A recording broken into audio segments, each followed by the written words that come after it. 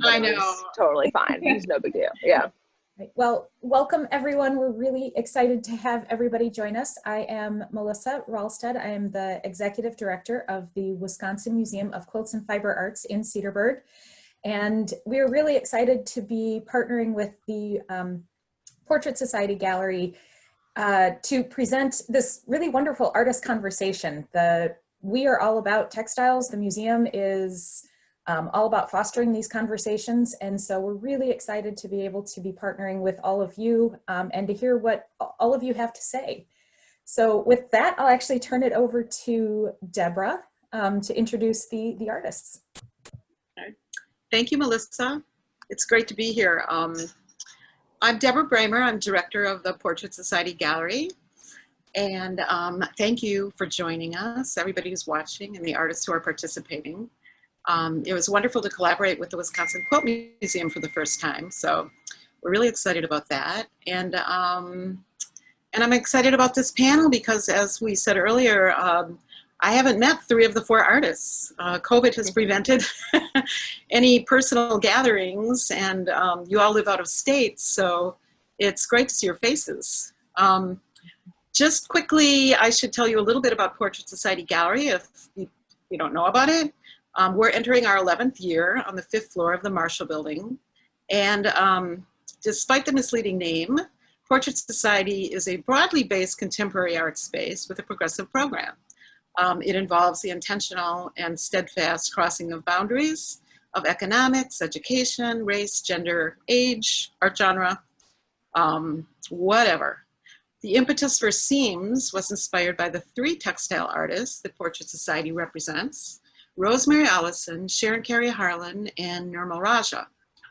And this is where categories, I think, immediately break down, because although all 3 work with fabric, their broader practices are firmly interdisciplinary, like so many of the other artists in this show. Inspiration for the show also came from my relationship with the art publication Hyperallergic. Through Hyper, I've been fortunate to think about and write about several historic textile artists, such as Lenore Tawney and Dorothea Tanning. So it is in their legacy that Seams features 17 artists whose work commingles in the most rewarding and surprising ways. It's really, truly a fantastic show. It has been a remarkable pleasure to curate this exhibition with Heidi Parkes. During this time of strife with COVID and the tensions of the election, Heidi channeled her abundant positive energy and made the development and presentation of this show a great pleasure and a deeply rewarding experience. I thank her so much. Heidi Parkes is foremost a quilter and textile artist. Her work neatly straddles the art world and quilt world, fully able to bridge this divide. Conceptual and thoughtful, Heidi's work is always more than it seems on the surface. She considers stitching as a kind of drawing, and the viewer consistently senses the transmission of touch in her work. Heidi graduated from the School of the Art Institute of Chicago in 2005. In addition to making work and showing it nationally, she teaches a regular slate of workshops and classes. You can find those on her website or on Instagram. Heidi is well known and loved in Wisconsin fiber art circles and has been instrumental in forming a community around textile arts. Before I fully turn this over to Heidi, I just want to do a few shout outs. I want to thank Lena Vigna, curator at the Racine Art Museum, for including Rosemary and Sharon in her current In Stitches exhibition there. And I want to thank Paul Salceder, the gallery assistant, for his assistance with this show. And I want to thank Intersect Chicago for inviting us to participate in this international virtual art fair this week. So welcome, Heidi. Thank you. All right, well, thank you very much, Deborah. And I am so excited to move on to panelist introductions. We're going to have each panelist introduce themselves. They'll share their name, location, medium, and maybe one other tidbit. But then we'll, after those brief introductions, we'll get into the thick of our conversation. So in any order that you'd like to introduce yourselves is fine. Great. Hi, I'm Josie Love Roebuck. I am currently in Cincinnati, Ohio, while I'm finishing up my MFA. My work is multimedia. It ranges from wood cutouts, screen printing, painting, textiles, and use of oil pastel. It's nice to virtually meet everyone. I'll go next. I'm Jacqueline Surdell. I'm based out of Chicago. And my work is thinking about landscape using rope and fiber and fabric, basically found fabric. My name is Rosemary Ollison. Yes, based in Chicago. Yeah. I'm Rosemary Ollison, based here in Milwaukee. I am represented by the Portrait Society of Deb. And I have many things that I do. It takes me, like this show is new for me. So it's an honor for me to be with you girls and ladies, because this is tell me the fabric part of my art, but there are other parts that you'll get to know maybe. Thank you. Last, Mary Tooley Parker. I'm in New York State, about an hour north of this city where I used to live, but it's more rural up here. And I am a hooker, rug hooker. There's a lot of Love jokes. that. Love that. Yeah. I wanted to thank Deborah and Heidi both for including me in this show. It's gorgeous, and thank you for the YouTube video, which I recommend to everybody that's checking this out today. It goes through the whole exhibit, and Heidi talks about each piece, and it's fabulous. So thank you, and thank you, Wisconsin Museum of Quilts and Textile Fiber Arts. Yeah. Thank you. All right, well, thank you, everyone. And then I guess just a technical question. Melissa, are we good with having just 5 windows showing? I can still see all 7 presenters, but are we? You can choose and select how your view is. What the attendees are seeing is what my view is. So they see the 5 of you. Okay, perfect. Excellent. And one other quick thing that I did forget to mention, if you have questions, so if you're watching this and you have questions, by all means, please feel free to post those in the chat. I know Heidi, you're great at monitoring those. I will also, if you're watching us, I see, there's a number of you that are joining us watching it live on Facebook. Feel free to post those in the comment section on Facebook. I'm monitoring that. I can post those in the chat so that the artists can answer those questions too. Thank you. That's so helpful. And our itinerary today, if you've missed it, we are going to be discussing the exhibition for about an hour, and then around noon, unless we talk fast, we are going to transition to about 20 minutes for Q&A to be able to answer and interact. But if you have questions that come into the chat that are pertinent at the moment, we can also interject and add those in the moments. We'll see how that goes. Especially because of we're not in the gallery right now for this talk. I would love to have us begin by introducing our work and showing for people the work. If you have a presentation, or certainly like Rosemary can show her room that she's in. I will begin for this one. I'm going to share my screen with this PowerPoint just to share a little bit of the work that I have in the show, as I'm wearing 2 hats, being co-curator and also an artist in the show. So let's see. This is in the gallery when you first walk into the left, my quilts that are on view. And this is a collection of more subtle color palettes. The work is from 2015 through to 2020. There's a black and white very black quilt, second to the left, that is from a series called Night Flight, and it's about looking out the window of an airplane and looking to see what I see. So this one is a close-up, just about to land. And then to the left of that is a quilt top that's very simply pieced and activated with the quilting. As Deborah mentioned, I'm very excited about thinking of my quilting as drawing, as a really integral part of the quilt. And so that piece was the first in a series, and then the tan piece is the second. So it's called Neutrality Study number 2.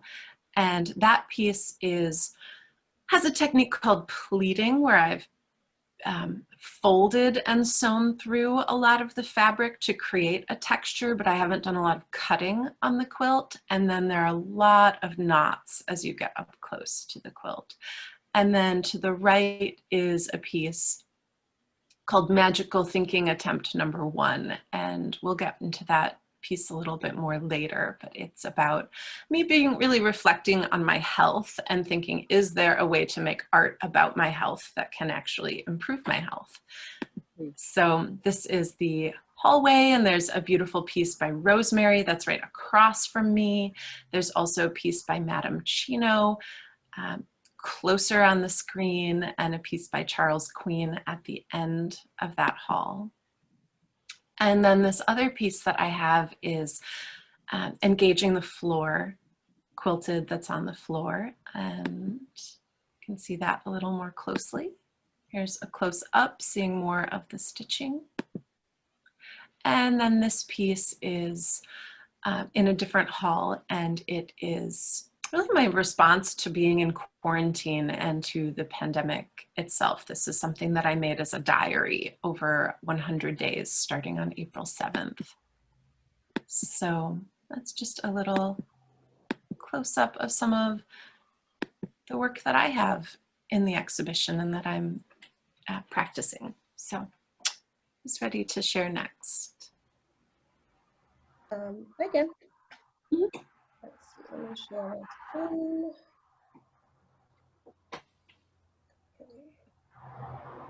Alrighty, so I have several pieces in this show that I'm really excited about. The first pieces that I want to talk about is I Remember DU 1 and 3. So in this work, I am exploring the emotional destruction that sexual assault can bring someone, specifically the healing process. So I created these portraits as a way to remember survivors and their stories, because often we are haunted by the perpetrator's face. And I wanted to create this platform of like, you are valued, your story is valued, and you're important. You deserve to be remembered for what you've been through and the pain that you've gone through.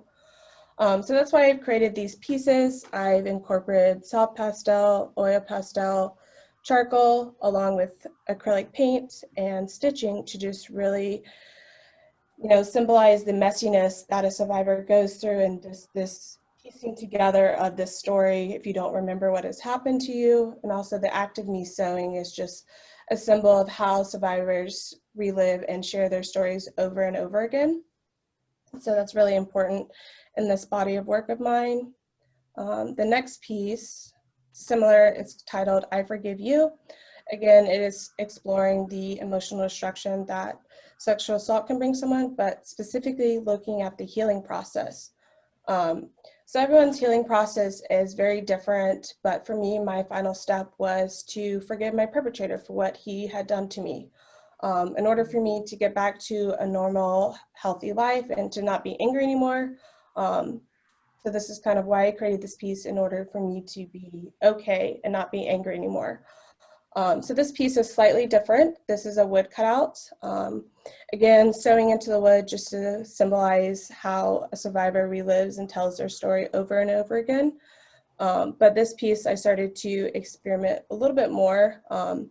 I sewed into the fabric, and then I attached it to the wood cutout, but I also sewed directly into the wood, just really symbolizing harder what it is like to share this story and how it's so hard, but you're able to do it in order to get healthier and healed once again.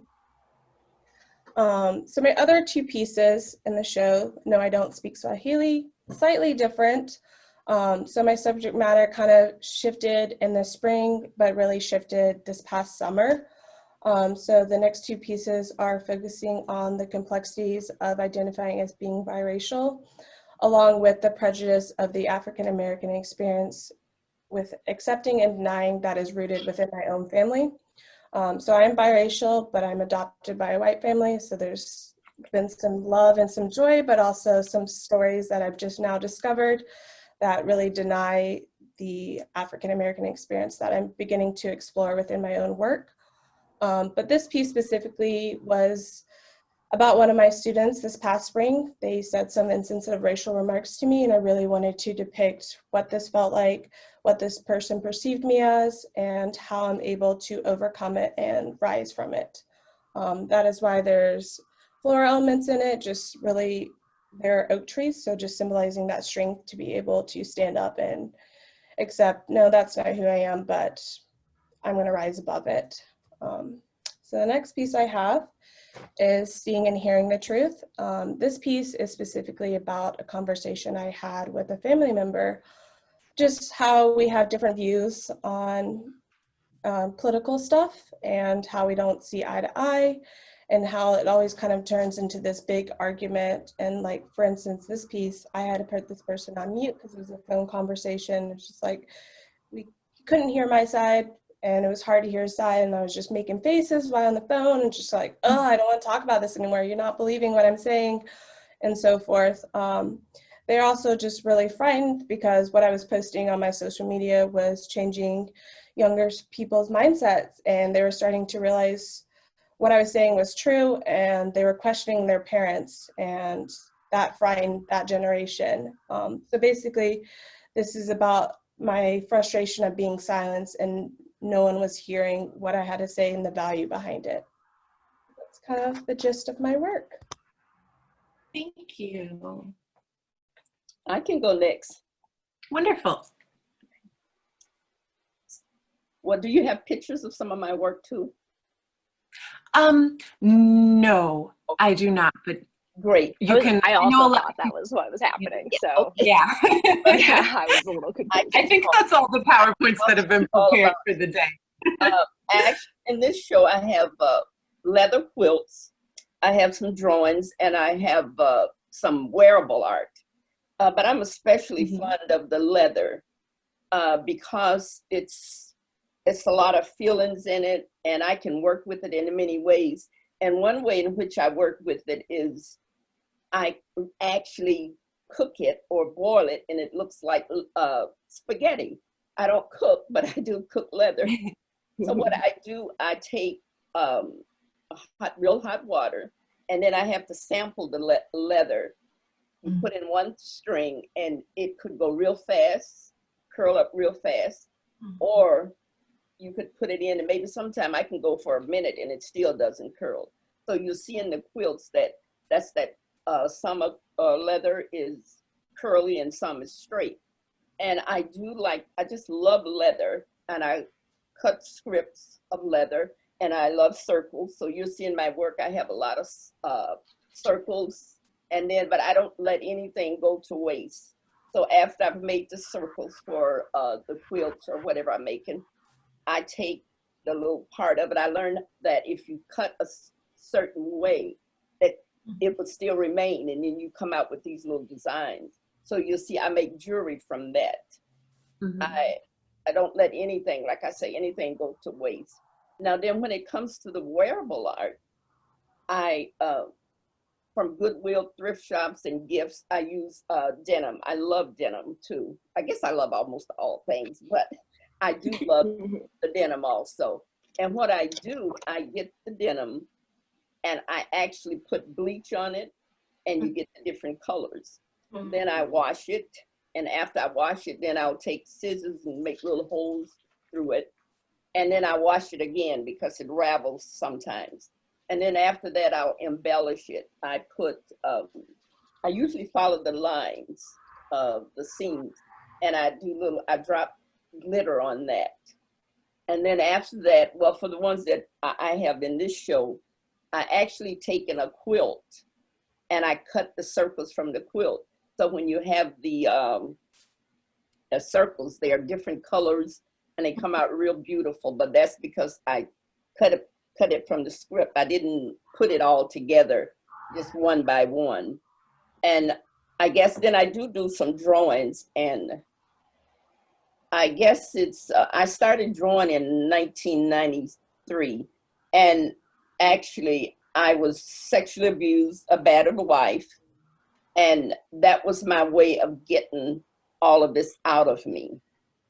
So that's how I, now I passed that stage and came into an awakening of who I am.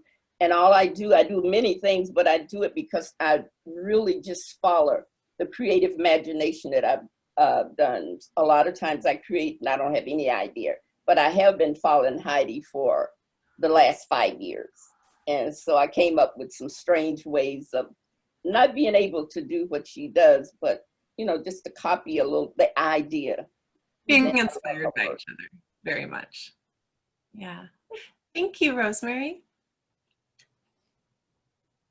I can go next. If I have some photos just like from my computer. Can y'all walk me through like sharing my screen? I'm not a good Zoom. Yeah, so at the bottom, there's a green light that says share screen.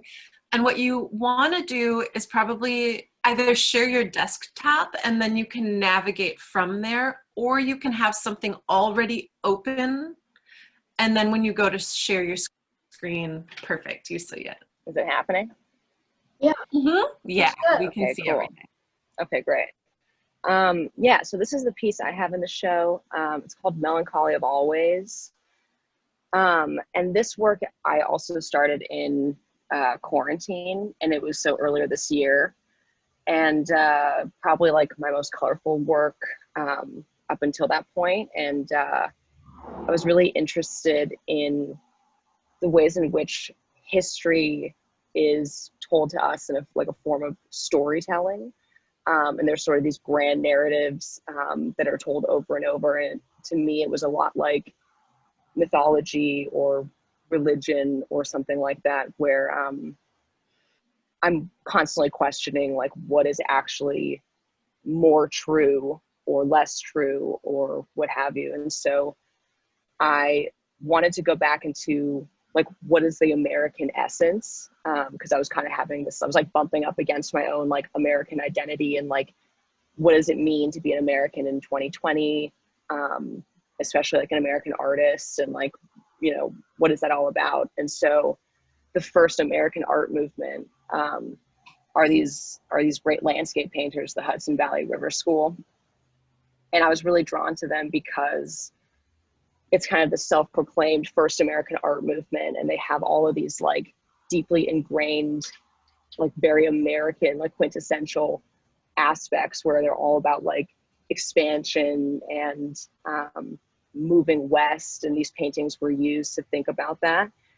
And I was really interested in like the problematics and the undercurrents of these artists coming out. I mean, we live in like a very intense climate right now, and specifically xenophobic aspects, racism, sexism across the board. And so these artists came over here from Europe. And so I was like, hello, you know, the first American art movement is by immigrants. And so it was just thinking about those aspects. And so I found this, I was doing all this research and looking up like all these different things. I'm supposed to do a residency where I actually go out east and study it a little bit more, but all of these ads kept popping up for like, you could have museum quality prints of these landscapes you're looking up. And so I was like, that's kind of sad, you know, like these great American paintings are now like, I can just reproduce them for like $30 and just get them, you know, sent to me in my house. Like, that's crazy.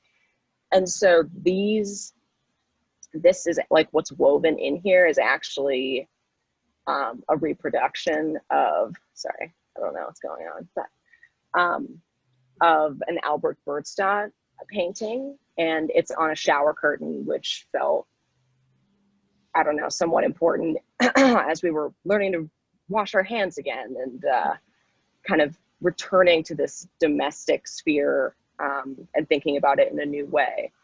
Yeah. And so I was kind of, so yeah, this is definitely like the first of that series, and you know, it was a real honor to be able to show it in this show, and you know, kind of be able to think through all these various things that are still feel very undefined.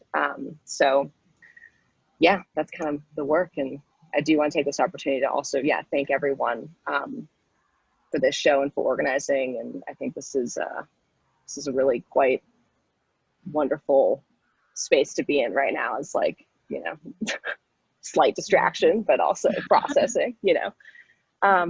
Yeah, so that's what I got. Thank you. Yeah. And how do I get out now? Stop. Share. Yeah. Perfect. Yay. Yeah, perfect. You did Thank it. you. Yeah, sorry, all like.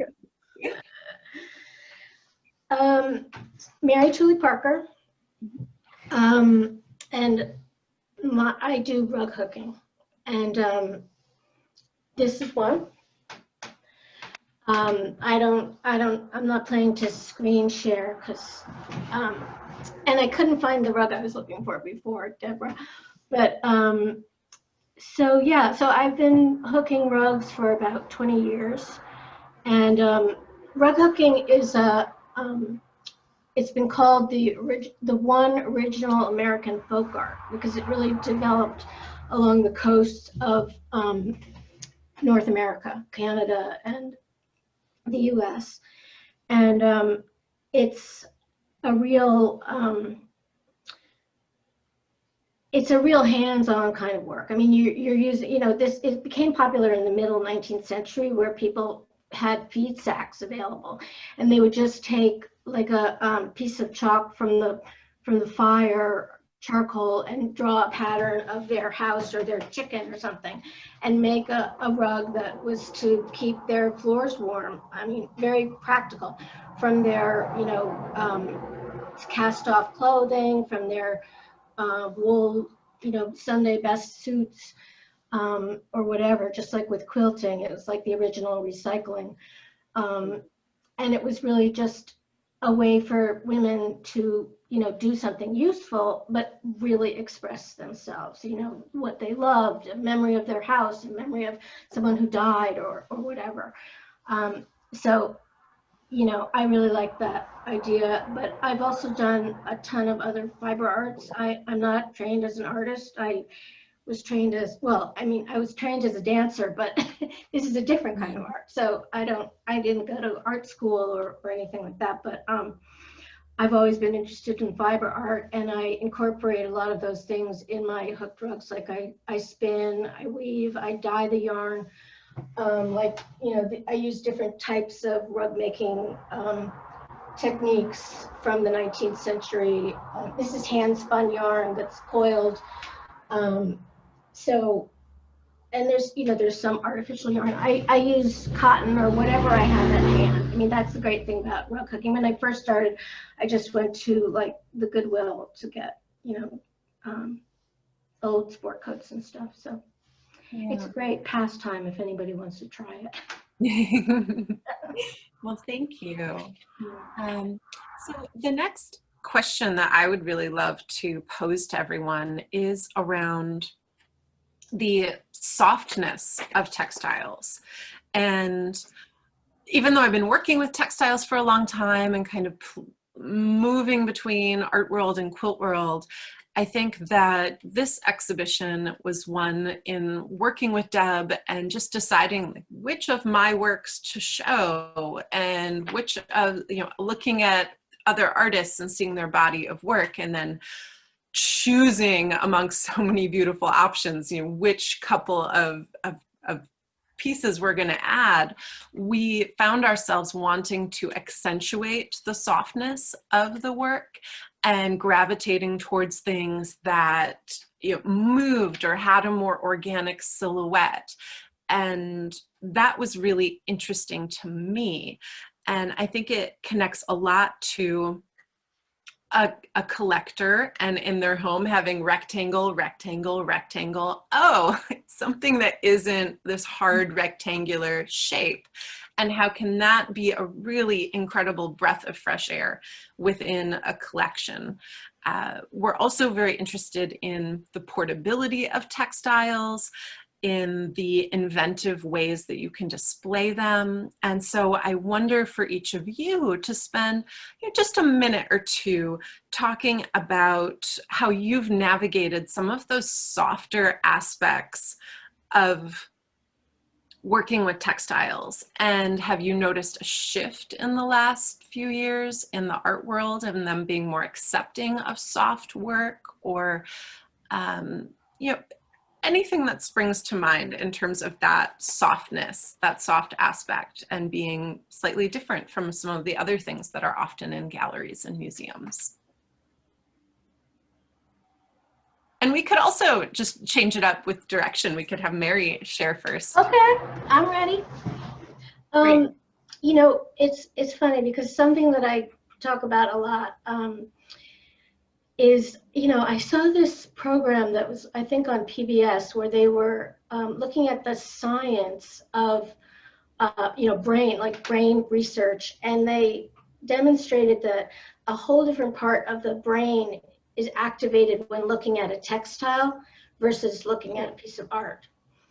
And, as I've gone through these years of hooking, I've come upon other things where people have noticed that, like, there's almost like an automatic response where before even registering the visual image, you feel the warmth, you recognize the fabric, if it's cotton or wool, and there's something you're drawn to like being bundled in a blanket, all these things of, mothering and warmth and softness and, tactility, if that's a word.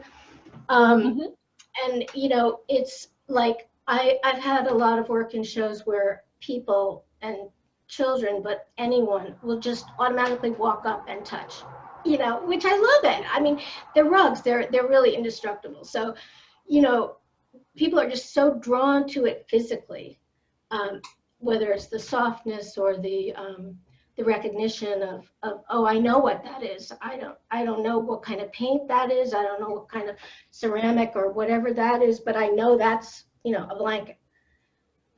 So I find that interesting. And it is so much easier to deliver to shows and stuff like that, or to mail. Okay, I can go next. As far as like the touch, I like to touch things, and I've mentioned about the leather, one side is smooth maybe and the other is suede. So I love that touch, the feel of it. But as I said before, I've gone from the dark part to the light and the happy part of my life. And this is one thing that I really, you can look at my bed and the textures of the bed, colors. I make all of my clothes, so I love to touch and to feel. But this is special. Look at this one. Wow. And I mean, I probably got about 30 of these. Some of them have been sold, I guess, but just to have them, you can just come. And I've had people come to my house and I have them on the couch. And next thing you notice, they're just sitting there, just going away. One funny thing happened with my cousin brought her little grandson over. So we was in the bedroom on the computer, and he had the TV in the living room. And he just kept coming to the door. And she'd make him go back. And then all at once, he just taken up, jumped and ran and jumped right up in my bed on all of the pillows. And he wanted to touch it. So I think touching it's good, it's relaxing. And also, I love the touch of like the needle when you're stitching like Heidi. And I didn't know how to do it her way, but here you see. I always do things. I let my imagination run wild. And then once I finish, Deb tells me what I just did. So she told me this is random stitching. I don't know if you can see it too good. But I tie-dye. I love to tie-dye. So this is tie-dye. And then I start stitching. And I just went, it was so relaxing to just take the needle and stitch and stitch. If anything was bad, I like stick it, get out of my life. So, but this is what I end up with. And I mean, it's just randomly, I just put this. So they told me this was random. So that's what I did. I love it. Yeah, thank Awesome. I mean, for me, it is definitely the textures, but it's also a way for me to write down my stories. I'm going to share my screen once again. So this piece is not in the show, but this is what I'm working on currently. And it's just using this fabric and yarn is a way for me to use my canvas as paper, and then my needle and like sewing it up is my pen. So just really writing down these stories. I mean, for this piece, it's about my grandmother who told my mother, was like, don't adopt her. There's other Black Christian families that could. So it's really just a way for me to tell specific stories through my use of materials and what I can create with that. I mean, in terms of the art world and the connections of textiles, I think Bisa Butler is a great art to be referencing. Sorry, I'm going to stop sharing real quick. But you know, she talks a lot about having to explain her pieces because they look like paintings. And when I first saw them, I thought they were. But it's just the way that she's able to layer the fabrics and create these human forms. And I think that is really, you know, draws the viewer in. It's able to create certain feelings and reactions to her work. And also the narratives that she's able to depict within her work. I think it's just mind-blowing. So yeah. Well, I think there's like been a shift since, I feel like 2015 for whatever reason was like a big, like people were like, Sheila Hicks, who is that? And she's amazing. And like, then there's kind of been this like snowballing, like Lenore Tawney show, and thinking about sort of like revisiting, I think, those like past artists a little bit. And then I do think there was that like the macrame craze, like all of that stuff. At least I think that's like part of my history and experience. But I guess personally, my studio is just like a little different. Like people will come in and, or at least they used to, and assume the work is all lightweight and easy to move around, and it's just not. And so I have this kind of like strange dichotomy of textile where it is soft and it's like super durable, but like, my God, it's like moving around. Like I roll them up and it's like moving around like a body. Like it's really like the weight is like weird. Like it's bloated and it's falling out of the tarp here and it's like doing all these weird things. So I guess, yeah, that's sort of my experience with the textile world. And I remember seeing also in 2015 at the ICA, there was in Boston, there was a show about like Annie Alpers and the Bauhaus and thinking about weaving and the haptic, which is kind of like now like a hot word that I don't know if is cool anymore, but whatever. Which I think is, Mary, to your point, thinking about what happens in the brain when you recognize that something is soft, like that process of like, I don't even have to touch it necessarily, but like I do recognize that as different. And that's also what's interesting about Bisa Butler's work to me, is that like shift between like, I am a painting, but I think especially quilting is like, I think so subversive and cool. Like the way it's bringing all these different things together into one whole. It's like, I love it. So huge fans. Yeah. I got an interesting question in from Bonnie, and it was in reference to me talking about the art world and the quilt world. Have I ever thought of considering quilting as a technique that I use to make art? And I would say, yes, 100%. I think I was kind of considering that a given, and then moving into two very different places within which to work and interact.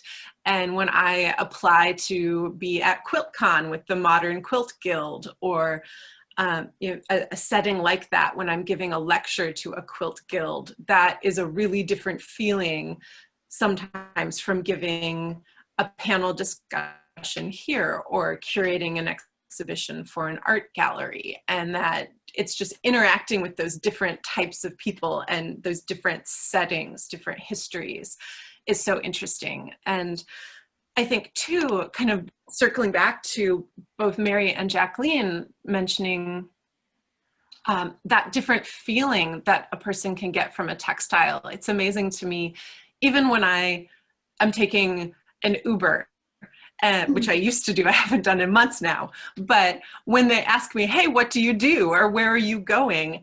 And I have several options, and I really have to choose, do I want a long conversation or do I want some privacy? Because if I tell them, oh, I'm a textile artist, they won't know what I'm talking about. If I say I'm an artist, they're like, okay, that's cool. But if I tell them I'm a quilter, I am in for a whole car ride of them telling me stories about their family members and interacting about that previous knowledge that they have of what a quilt is, what a quilt can be, what it can cost. And it's like a big to-do to reveal that I'm a quilter and to have that conversation. And I think that that Uber interaction is so similar to the interaction that we innately have when we look at work on a wall, and you can't help but know, oh, that's a quilt. I know about that. And it has this inherent feeling that has an immediate shift in your mind and in your heart, and that visceral reaction that you have to the work. I have been extra excited about this question about the body and textiles.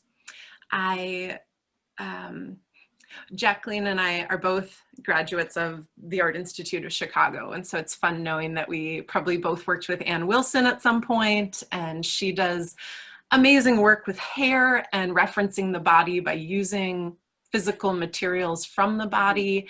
And when I graduated, our keynote speaker was Ann Hamilton, and she was talking about textiles as a second home for the body. And lots of people have talked about textiles as a second skin, and certainly my quilting moves into my clothing, and so this is a hand quilted shirt that I'm wearing, and Rosemary is wearing clothes that she has made. So it gets sort of blurry of even knowing for me when I'm making art and when I'm making like clothes or functional things for my life, where it just moves so seamlessly, but also just a real curiosity around bodies and textiles and that inherent connection, and also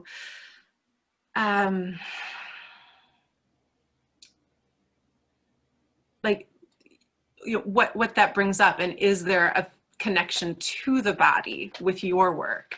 I know certainly Mary is depicting people, Mary and Josie both have faces in their work.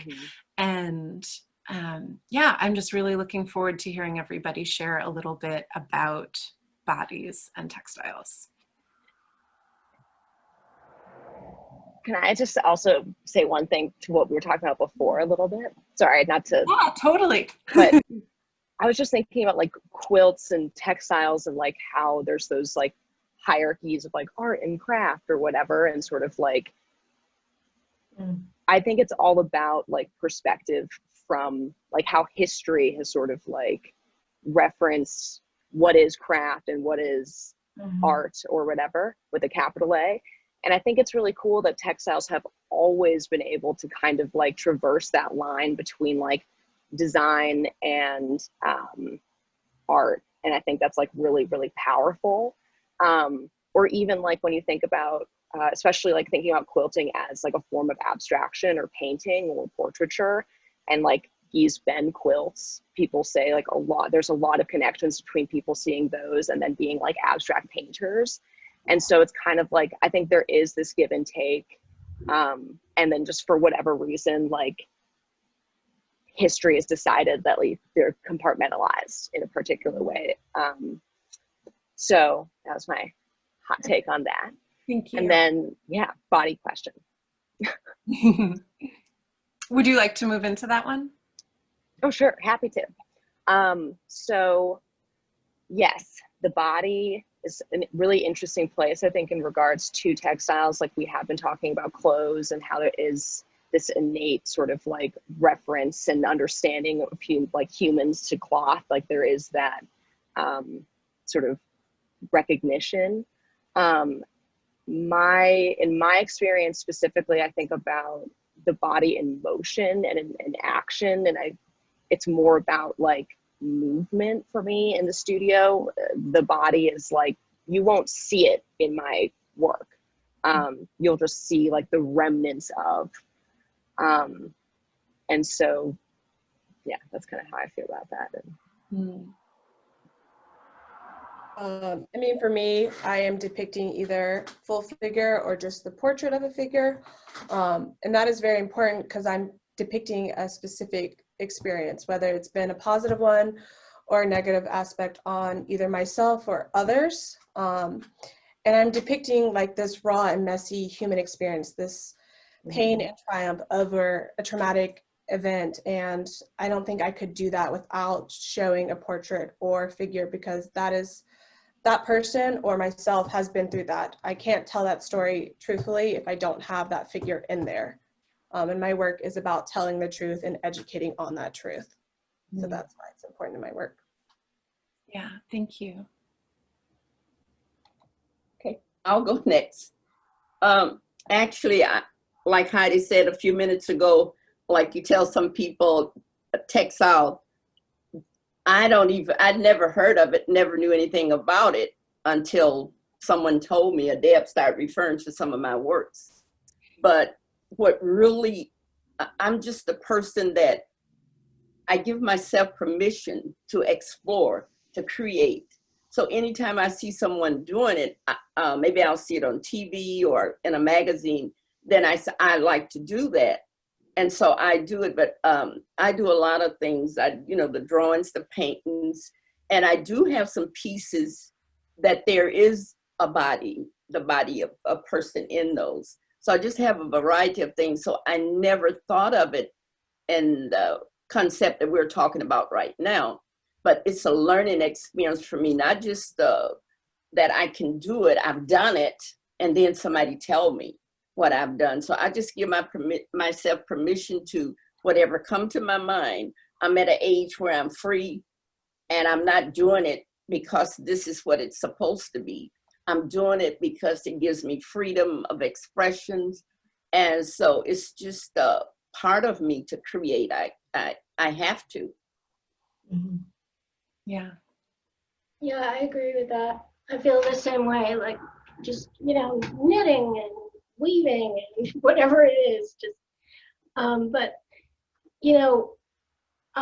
people, especially with fiber art, people have been using fibers, whether it's basket weaving or spinning or whatever, for 30,000 years. Using their hands, using something that's locally, the grasses that are growing in their environment, to create something to help them in their lives. Whether it's to keep them warm, to carry their, wood around or whatever. 30,000 years, people have been using their hands and fibers together, and it's like made the human race survive. I mean, that's like, we have 10 fingers, it's not just for typing. It's not just for, so like one of the things I think about a lot is that history and coming to the present, where a lot of that is getting lost. I mean, there are people that are like, "Ooh, I want to try knitting now because I could make a hat or something." But I feel like there's a question of like, are we going to lose that? That's like a connection that's been there for so long, and now we're going so much towards technology and computers, and which is cool. I mean, and you can learn a lot by doing that, but I don't know. I just question that physical connection, which also with fiber arts, it is a real physical connection. I mean, when I'm in with my hook and I'll stand up after like an hour to take the dog out and be like, oh my God, I really need to like stretch my neck or something. So it is a physical connection in a historic way, in a present day way, and in a future way, really. Yeah. I, to answer that question about my work myself, I'm also a yoga instructor, so I find I think about bodies a lot in that way and trying to notice things that are happening. And I had been dealing with some hormone imbalance problems, and it's hard to even say, like, when did that start? Kind of started 4 years ago, kind of started back when I was 18, maybe even when I was younger. And I've tried a variety of Western medicine approaches of just suppressing symptoms for years and then having bad side effects from that, and then trying to like not be on prescription medicine and to try to balance that way. And in the last year and a half, I was watching a lot of things on YouTube that were very, to me, kind of new age, and thinking about hormones and that part of my body in a really different way, and got engaged eventually in wanting to make peace with my body more than fight it. And the series that I have in the show is the first magical thinking piece was a real breakthrough for me. This is the 5th in that series that's behind me. And you can see it's on a stretched frame as opposed to being kind of soft like the other piece.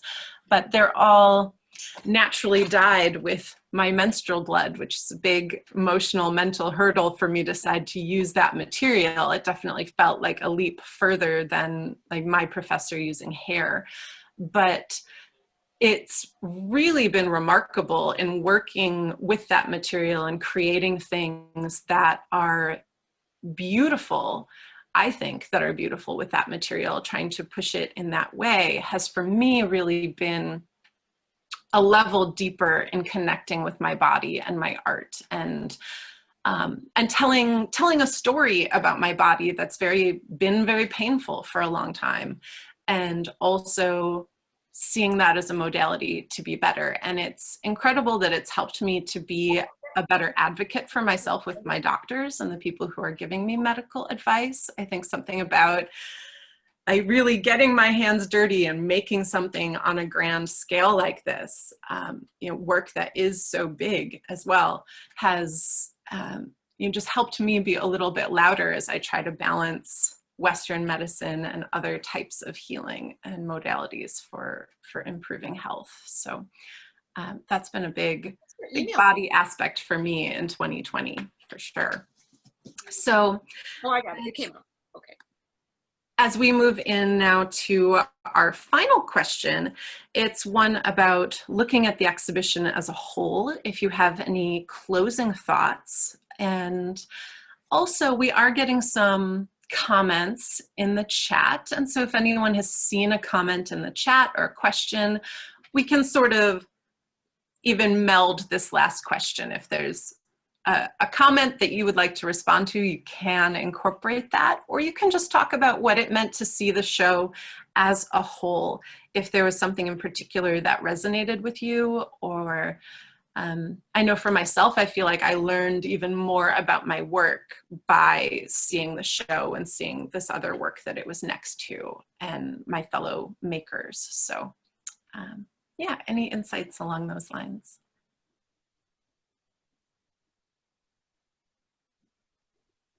I can talk about this scale and how that's influenced my work. So my work ranges from like 18 by 24 inches to over 7.5 feet tall. So I remember DU 1 and 3, they're fairly small, 18 by 24 inches. And the reason for that scale, I wanted the viewer to be really confronted with survivors and really see their face and their stories. So I wanted this intimate experience versus my pieces that are over 7.5 feet tall, which is focusing on really just shouting my message, kind of being like this large presence and making people hear what I have to say and hear these stories and experiences that I've gone through. So that's how scale influences my work. Thank you. With me, to be part of the show has really proved to be a learning experience, and to be with these artists, I really feel honored to do so. But really, it's like I just have so much to give, and when I have someone to share it with, and each time I'm in a different show, it's usually for another form of art. So to me, to be a part of this has really been outstanding for me and caused me to appreciate another form of art that I didn't know before. So like I said, I followed Heidi for 5 years, but I watched your video twice, and it was just so educational, and it was just inspiring to me. So this show has been very important to me. It has given me another dimension into my understanding. Mm. Yeah, I love being a part of this show, and I thought the images looked really incredible, and sort of the vastness, and I think Rosemary, maybe you, like, that's kind of what you were talking about, like learning experience, and me too, like the vastness of like techniques and processes and conceptual frameworks. Like I just thought it was really, really cool, and really well done in a way that's, I mean, no shade, but sometimes like textile shows or any show that's like about painting or like just, you know, kind of trying to put parameters on something that's like almost impossible, which is like art making, can not work well. And I thought this worked really well, and it was like a really exciting opportunity to, yeah, exactly, be a part of this, and be really proud of like my work in the show, and everyone's like, wow, awesome. And so yeah, that's the other reason I really hope to see it in person, but yeah, the YouTube was so helpful. Yeah, thank you. Thank you.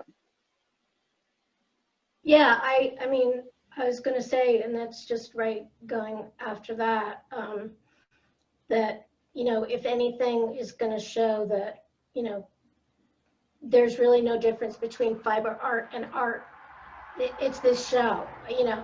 I mean, you know, in New York, there's like a lot of textile art happening everywhere. And a lot of it is like people doing a painting and gluing on thread. Or, you know, other kind of like not really getting into the textileness of the medium. And this, I felt like this show, like everybody really used their own medium and really made art out of it. And it really, yeah, like honoring those techniques. Yeah, and we not just to interrupt, but yeah, the rest of the art world and the art history and everything to wake up to the fact that you know, fiber is a part of that. Mm.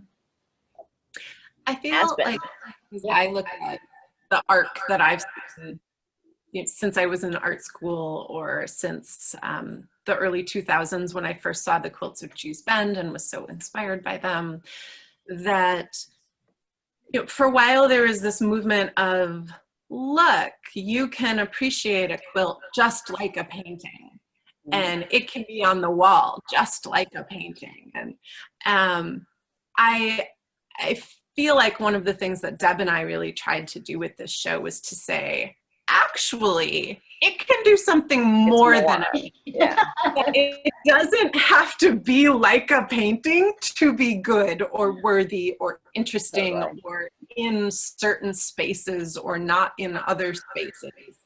And to be able to push and say that it's way more, it is a different thing. And a very equally worthy thing, but wow, it can, you know, it can connect with people viscerally in a way that is different and really powerful. I know when I was in 2017, I was in a show in New York with the Piecework Collective, and there were 12 of us quilters who all put on a 3-day exhibition during Textiles Week in New York, and all of our work was about 7 feet by 7 feet in scale. We purposefully made really large quilts. And I love contemplating how impossible it would be to do a show like that with paintings, that creating that work storing it, putting the show up for 3 days, storing the work to create it and get it back to, you know, international locations, to other parts of the US.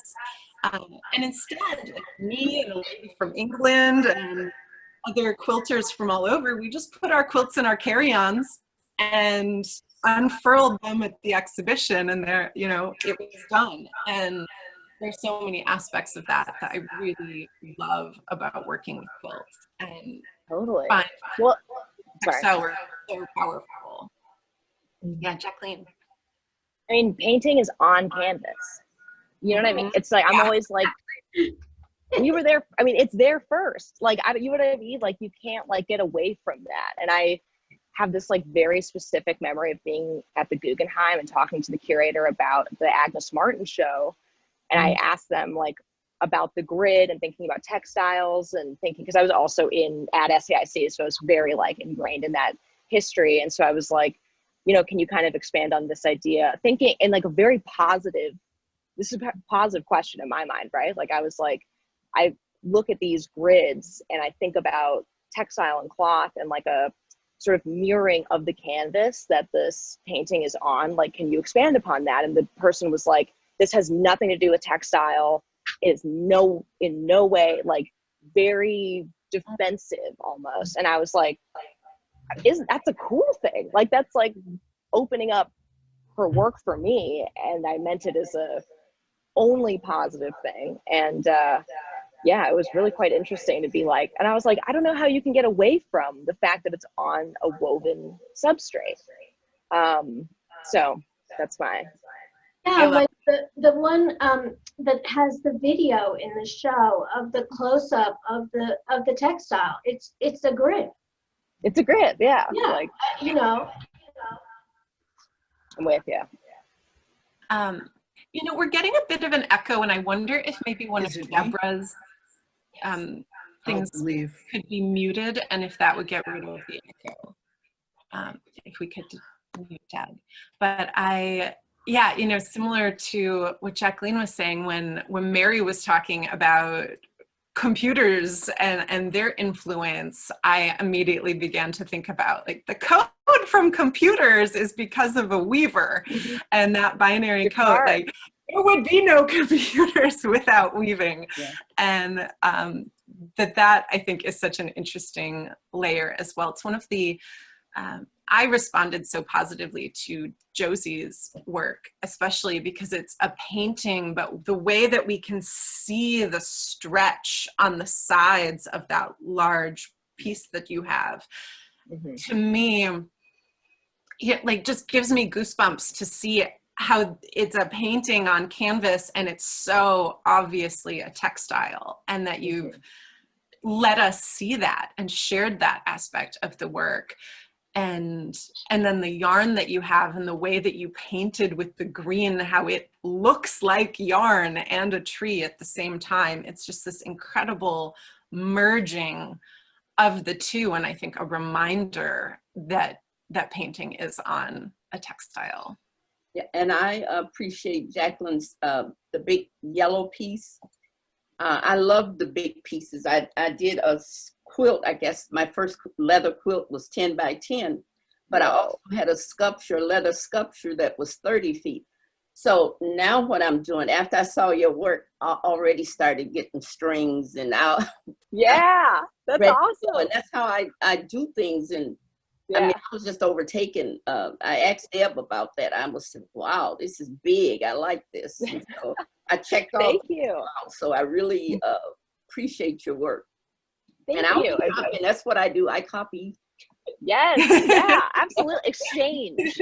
No, I was thinking about the same thing with the leather and the cooking, and I was like, oh my, that's really cool. You know, like heating something up and being able to like, it's like metal or something. Like I just loved that idea. And so it's so hard if you let it stay in too long. It's really hard when you get these different shapes. So it's that's just so interesting. Yeah, very fun.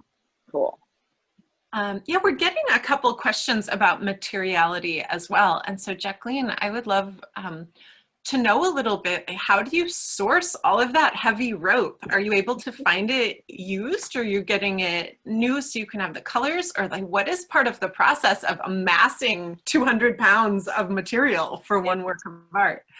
Yeah, I mean, it kind of was like kind of naturally happened when I was living in Southern California, and I was like working and doing like macrame workshops, because back then that was like very, I mean, still people like to do that, but it was like, you know, I was making a lot of money just like doing kind of like macrame workshops. And I was like, I'm running out of materials. I don't know where to go. And so basically someone was like, you got to go to Frank Ferris Rope Company. And it was basically like this guy who lives in his house and like sells rope out of his house. And it was like this super surreal, like he was like, how much do you want? I was like, 100 feet maybe. And he literally measured it via the room and like just cut it off. And I was like, this is so cool. And I think later on I kind of asked him, like, you know, I can't just be me who's like supporting this business. Like, what do you do? And he was like, oh, well, I am like the rope supplier for sets, like movie sets. So like Pirates of the Caribbean, like all that rope was ours, and like, et cetera, et cetera. So I was just like, wow, that's wild. But so I guess that's where I get it. I've been trying to get used. I don't know why it's so hard to get used rope. I think there's this very suspicious like thing when I email or, you know, show up to a dock somewhere and I'm like, hey, what do you do with this when it's, you know, old? Can I have it? And they're like, you don't want that. And I'm like, oh, I do. Like, really. And then I was really lucky. Because there's a potential for it being hazardous to reuse rope. Like if it's not new, with, like, climbing rope. Right. So people are like, yeah, no, I don't want to give this to you. And like, you use it for some, yeah, totally. And so, yeah, that's, the suspicion might be valid, but it still is like unfortunate for me. But then I was really lucky to have a studio visit with someone from Miami, and they were like, oh, you must have heard from like about like Miami Cordage Company. And they basically make, it's interesting because they're like shifting into making like art rope, if you will. Like they make it colorful because they know it's good for, you can see it in the water, and like you can, you know, make small batches of it. And so I've just been ordering it from there. And but yeah, I came to rope. Oh yeah, sorry. Yeah, no, that's super interesting. Thank you. So I got a question maybe from a fellow Heidi. That happens so rarely. I was wondering who that was. Okay, I was like, yeah. So can you give details on your dyeing process results with your menstrual blood? So yeah, this piece is naturally dyed, and I had been, because I get like really bad side effects to certain feminine products, I use a Diva cup. So I'm just already kind of naturally collecting that material. And the process is that I saw initially some videos on YouTube suggesting to make something like a watercolor with your blood. And so I had done that a year and a half ago and just not been particularly pleased with the results. And then I was walking past it this February and feeling really unwell that particular day. And just sort of shouting at it like, I'm not a watercolor artist. Why am I making watercolors?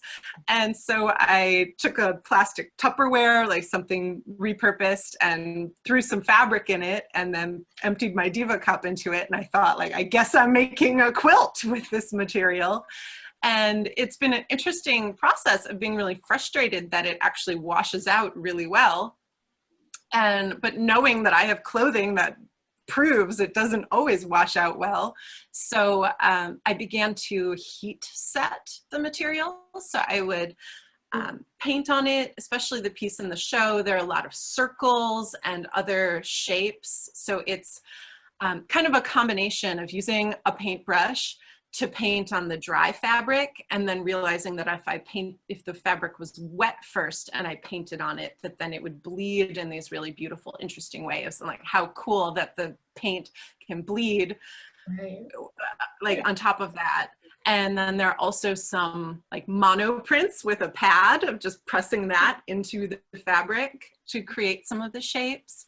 And then I either put it in the sun or use an iron to heat set it. And a lot of times I'll let it sit for a month. Kind of all the rules that I learned when I was a teenager on how to clean my clothing when I had blood everywhere, doing the opposite. So not washing it right away, not using cold water, but using hot water, and then applying other kinds of heat. And then when I'm done, I wash it multiple times in the laundry to like try to get it to be as clean as possible, because I'm touching the material so much when I'm quilting, and I really didn't want an ick factor. That's not how I want to work on my relationship with my hormonal health. I want to feel more at ease with it. And so I wanted it to be like a really as clean and beautiful and fresh as possible, because it's about me creating a healthier relationship with myself. And a lot of the thread that I used is naturally dyed as well. I've been taking a lot of different medicinal teas. So I took my white thread and brewed a cup of dandelion tea and green tea and butterfly pea tea, and dyed and activated charcoal and dyed the thread with those medicinal things, so that again, as I was working, I'm touching these materials that are healing. So that's how I got there with that material. Shannon Moulter, I'm so happy that she's on, because she is our other artist in the show who worked with leather. When you first walk in to the right, there's a beautiful leather piece from her.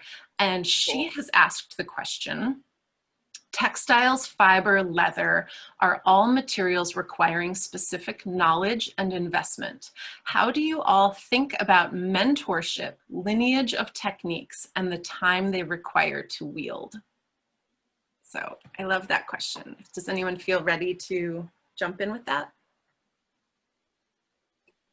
I don't think I understand the question. Can you She say is it again? asking about lineage. So who taught you, who taught the person before? Like, how has that technically been passed down over time? And also,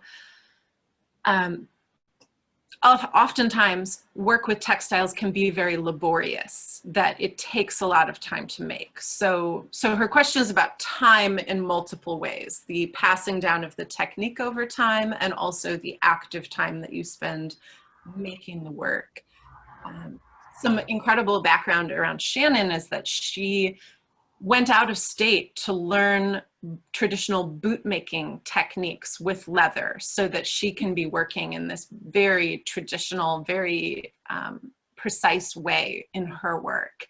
And so I imagine that's part of the question too, because she's put a lot of energy into that study. Yeah, I mean, for me, I was trained as a painter. I mean, I did learn to sew. My mom taught me when I was little, but honestly, I kind of lost all that knowledge. So when I picked up like embroidery or adding other elements like fabric and yarn to my work, I was just really referencing other artists and how they were able to create specific patterns. And so it was kind of more of me trying to figure out, how do I sew again? What can this create? What can I add to make this portrait more complicated?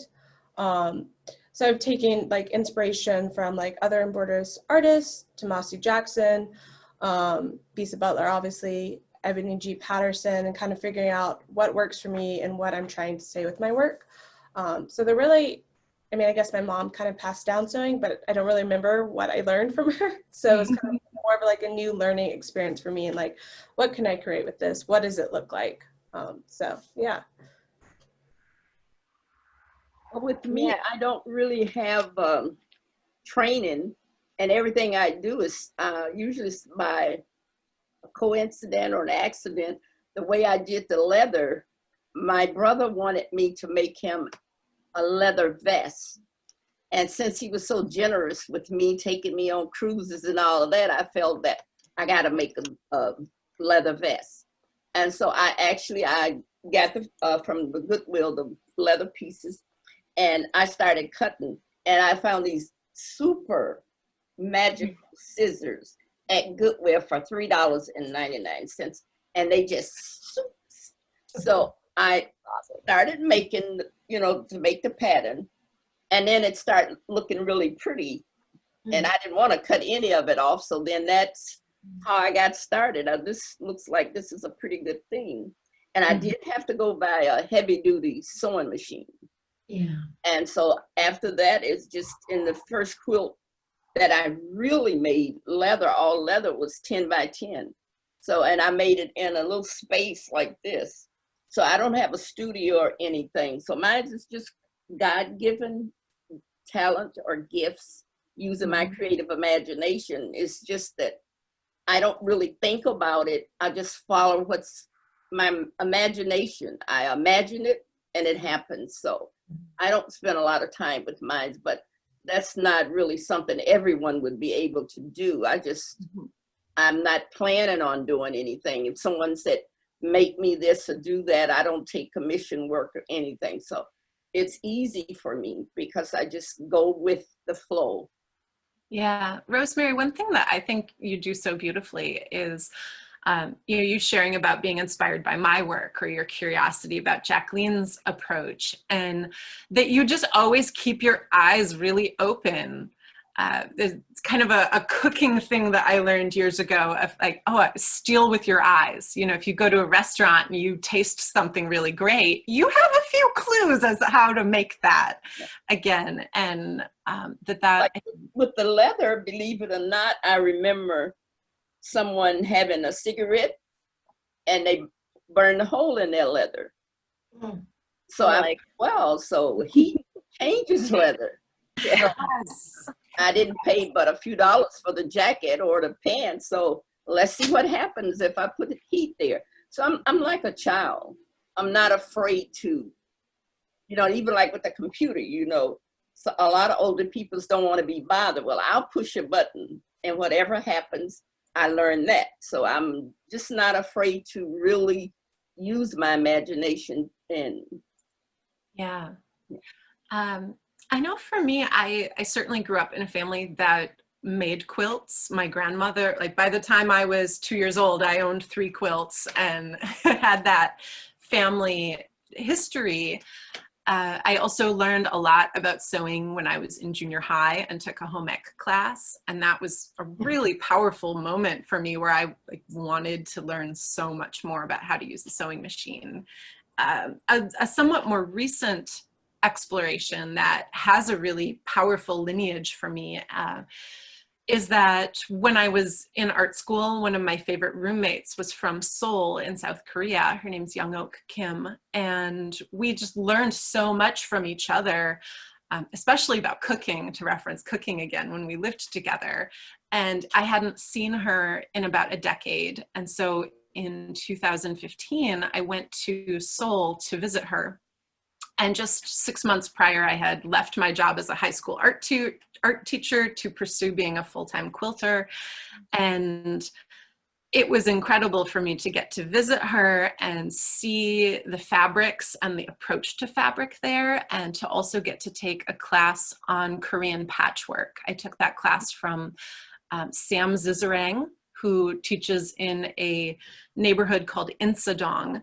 And Korean patchwork uses a whip stitch to create a visible piecing so that you can see that something was hand pieced. In a lot of Western American quilts, you don't ever want to see that it's been done by hand, and you sew things with a running stitch where it's mirror to mirrored, and then you open it up and you don't see those stitches very much. And it was incredibly eye-opening for me to see that work online and then to be able to go in person and learn in that really traditional way how to make bojagi and Korean patchwork and how to have the piecing be visible. So that technique is in at least 2 of the pieces that I have in this show. And I'm just now starting a project where hopefully I'll be able to exhibit in Seoul within the next year, where I'm one of, I think, 6 artists that's been invited to make bojagi from fabric from Korea. So it's just a beautiful full circle thing that's happening right now with Korean patchwork for me. And with the leather, there's, I take an iron, I make a strip of leather, and I take the iron electric iron, and I put the leather under it and pull it, and it forms a different shape. So it's just experiment, just So cool. experiment things. But I mean, different, you don't know what you're gonna get because you don't know what the leather's gonna produce. But actually now I kind of know from dealing with the leather. I can look at a piece and really tell if it will curl easy or if I can't get it to curl at all. So it's just all experimental with me. Yeah.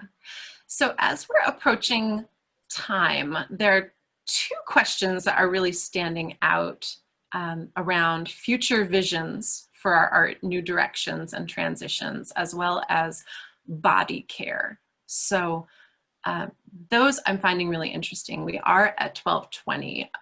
Do we feel open to talking for 10 more minutes about that, or do we want to honor the schedule? Certainly knowing that people can always leave if they... Yeah.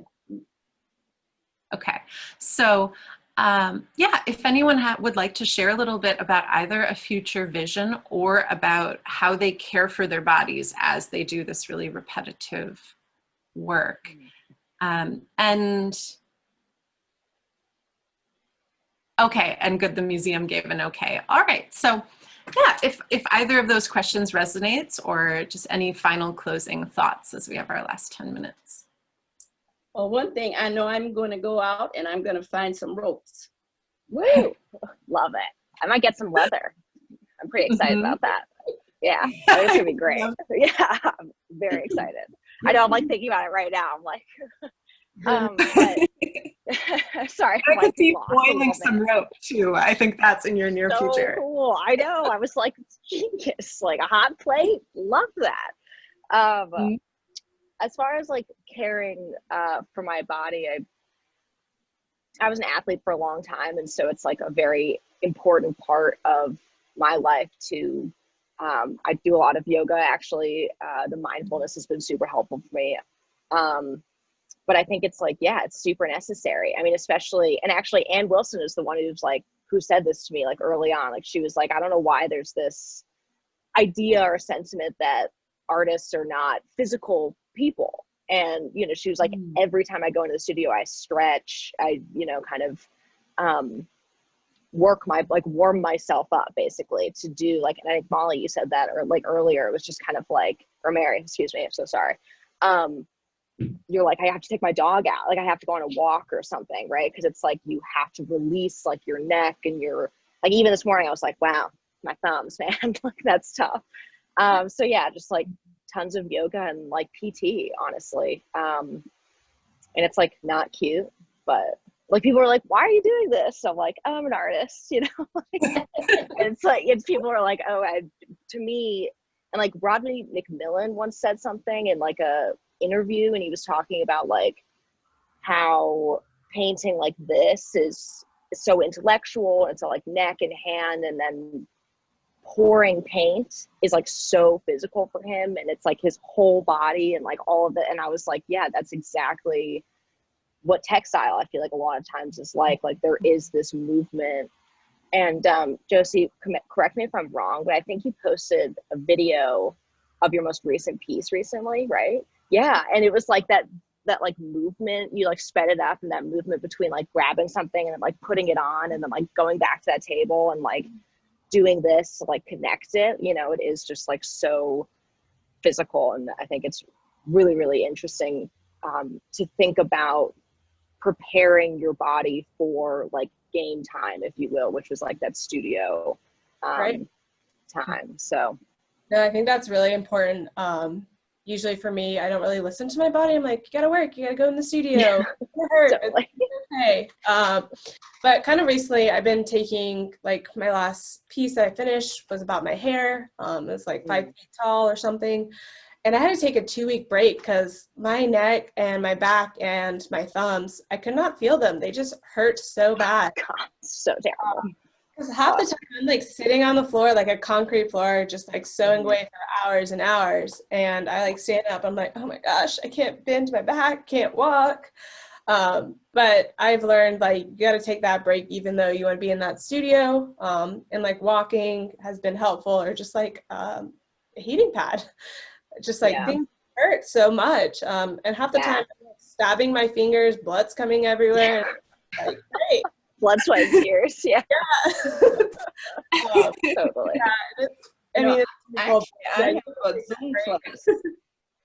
I take exercise Tuesdays and Thursdays on Zoom with the instructor, and then I will do a little dancing in the house just So to important. keep those bones moving. So, you know, I get stiff and all of that, but I'm learning to really take care of my body, especially since I'm in for the time that we've been in. So, but I try to take care of the old body a little bit. Yeah. I know body care has been a really exciting subject for me in the last few years with being a yoga instructor. I also teach a lot of quilting classes. I would say that's my main bread and butter, is that I teach quilting.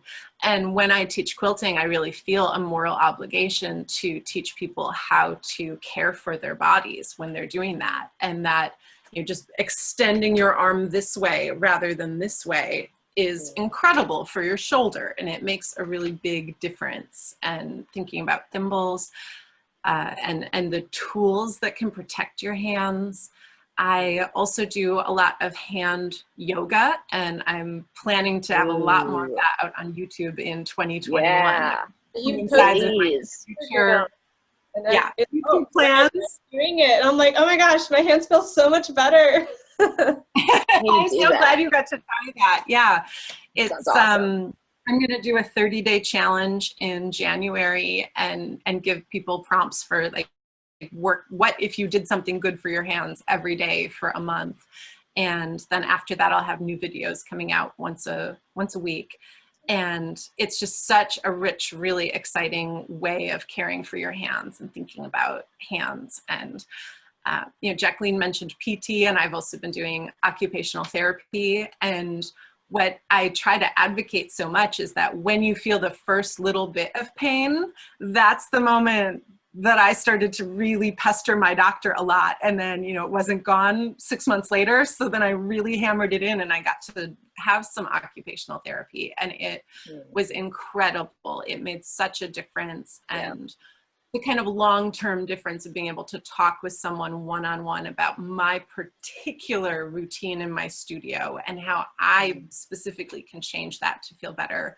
And then marrying that with just techniques that are good for me and my hands, and cultivating the ability to listen to my hands and feel a difference. So that's something I'm really excited about going forward. Awesome. Any other things you guys are excited about moving forward? Like next project, next thing?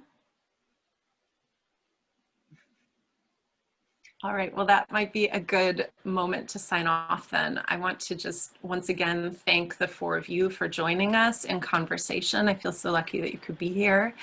And also a big thank you to Deborah. It's been such an incredible joy for me to get to co-curate, that she invited me to do that, and to get to be in this exhibition. I also have the most wonderful long-standing relationship with the Wisconsin Museum of Quilts and Fiber Art. When I moved here from Chicago 5 years ago, I, you know, kind of shyly went to the museum and said, hey, I make quilts, I would like to hang out here. And the people at the museum have just welcomed me so wholeheartedly, and it's been a place for me to teach and to learn and to exhibit. I'm currently in a show that's going to be up just a few more days till the 15th. They have a quarantine quilt exhibition of blocks that were made during quarantine, things that were quilted, and it's amazing to see that reaction to this event that we've all just been through. So I have such an incredible big place in my heart for the museum, and so much gratitude for what they bring to the Midwest, and also just to that global conversation around fiber art. So thank you again to everyone so much. And the recording will be available on YouTube with the Wisconsin Museum of Quilts and Fiber Arts YouTube channel. So that's an opportunity to go back and see more and connect more. But thank you guys. Cool. Thanks all. Mm-hmm.